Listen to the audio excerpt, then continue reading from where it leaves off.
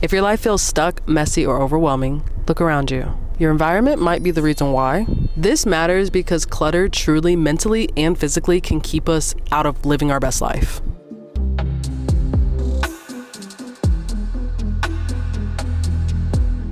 So personally, I've noticed that when my room gets super messy, I don't make my bed consistently when I get up in the morning, or I just kind of like let things start piling up. So it's not dirty, it's just messy and all over the place. I cannot thrive the way that I know I can if I just kept things in order. I kept things structured. I kept things on a really, really good flow. Decluttering isn't just about cleaning, it's about clarity. And I didn't realize that until I noticed every time I clean my room, I can see my space. I try to keep a pretty minimalistic style bedroom because I want the place where I feel like I ideate the most to be as clean and clear as possible. Whereas when I don't do that, or I'm having just such a busy week at work, I have all these ideas that I want to see come to fruition, but I don't know how to make that happen. It just feels like I have all these great things I want to do, but I can't do them because I feel stuck. I feel like I am like just looking around and the pile is just piling up on me. However, I did learn that there is a scientific psychological link between having a messy environment and how that messes with your mind, truly. So let's start with the 80-20 rule. Most people only use 20% of their stuff. The question I had to ask myself was, where was the other 80% gonna go? It's very true. Like, I open up my closet and every single week, I promise you, a sentence that comes out of my mouth is, I have nothing to wear. When I have literally a color-coded closet full, it just made me feel like it's time for me to like truly reset, let go of things that I wore in college.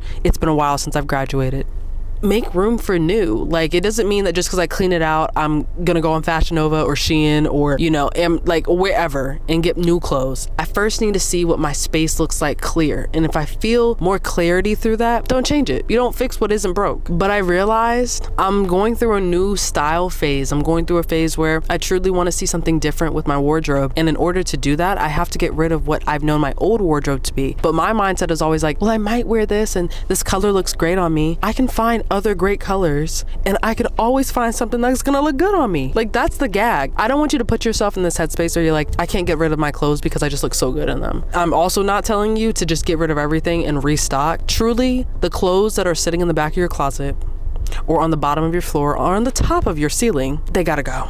They gotta go, babes. I truly believe that letting go of old stuff lets go of old versions of yourself, which allows the new and the better, the more improved versions of yourselves to shine more. So here's my step-by-step spring reset routine. Going through my clothes, going through things that no longer serve me in every facets of my life, like clothes specifically, because my environment it can't look messy anymore, is important. I had to like go through things and figure out, do they still fit? Do I still want them? How often have I worn them? If I didn't see this piece of clothing since the last season that we're now in, so like last spring was the last time I wore it, it's time for it to go. Like, and the great news about it is that I donate stuff and try to get my money back for it. So I obviously can't go back to the store and be like, oh, this doesn't work anymore, but I'm definitely gonna go to Plato's Closet or Uptown Cheapskate. Like, find consignment shops in your local area and truly, when I say truly, see if you can get a bag from it. I have made some side hustle money, truly, from selling my clothes, my shoes, my sunglasses. You know when someone's like backing in and you're like, all right, buddy.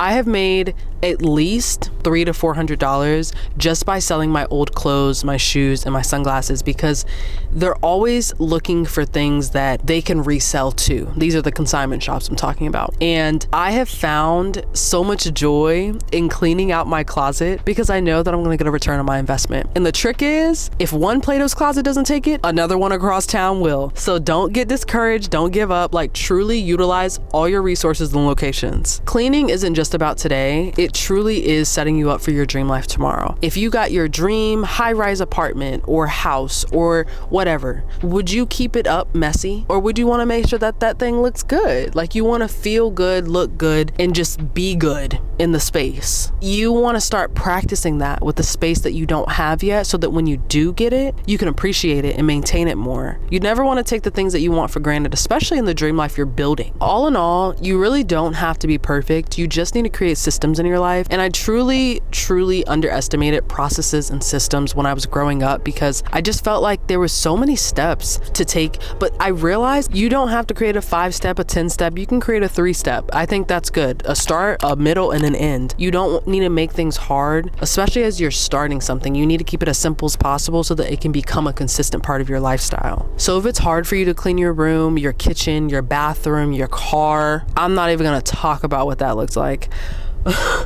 But if it truly is hard for you to do those things, you just have to think, the Pinterest board that I have right now, none of it looks messy.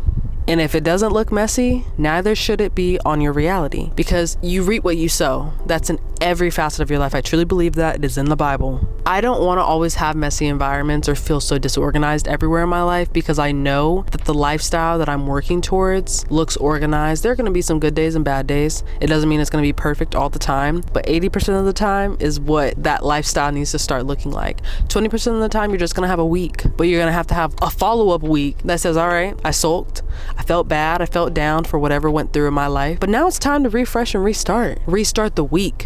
You don't have to become this whole new person every time that you're trying to do something different with your life. It just means that you really need to lock in and think, I need to do something different because I want to see someone different when I look inside that mirror.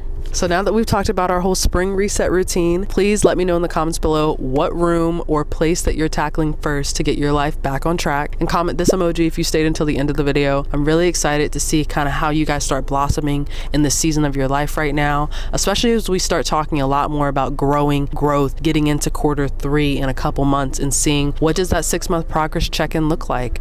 It's fun, it's cool. We're in this headspace where we just know we're on the right path, even if it's taking some time.